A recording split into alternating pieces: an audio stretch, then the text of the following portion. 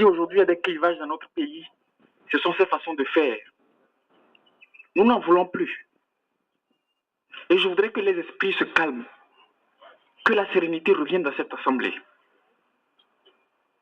Je me mets à la place de nos frères de la région de la Kara, qui sont travailleurs, qui sont étudiants, qui sont élèves, qui éprouvent les mêmes difficultés que ceux qui sont ici dans la préfecture du Golfe pour leurs activités. Et qu'en leur nom, des individus que nous avons identifiés, nous, puisque nous avons transmis les noms au ministre de l'enseignement supérieur qui représente le gouvernement sur la table de négociation, que ces individus se permettent de s'exprimer au nom de la jeunesse de la COSA. C'est pareil. Je voudrais que les cœurs qui sont blessés soient pansés, que nous retrouvions nos esprits, que la paix règne dans cette assemblée.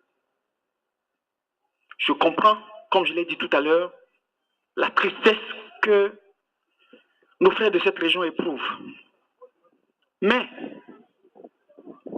c'est ça la réalité.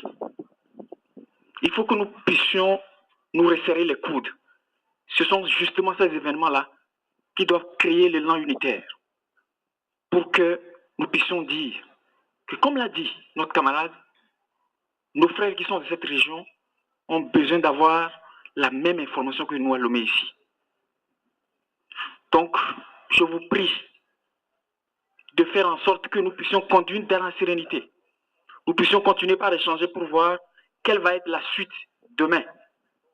L'événement de Kara est un événement qu'il faut gérer avec délicatesse. Nous allons le gérer avec professionnalisme. Nous n'annulons pas, nous allons la reporter. Actuellement, elle est reportée, nous la tiendrons. Dès que la date sera arrêtée, nous allons faire en sorte que nous puissions nous retrouver à Kara pour échanger avec les travailleurs. S'il faut en découdre sur le terrain, nous allons en découdre avec ceux qui veulent nous empêcher de converser avec les travailleurs.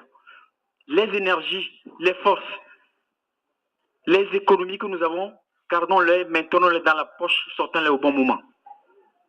Actuellement, nous avons face à nous un interlocuteur qui nous fait savoir qu'il n'est pas prêt à céder à nos revendications. Qu'allons-nous faire? C'est ça la problématique.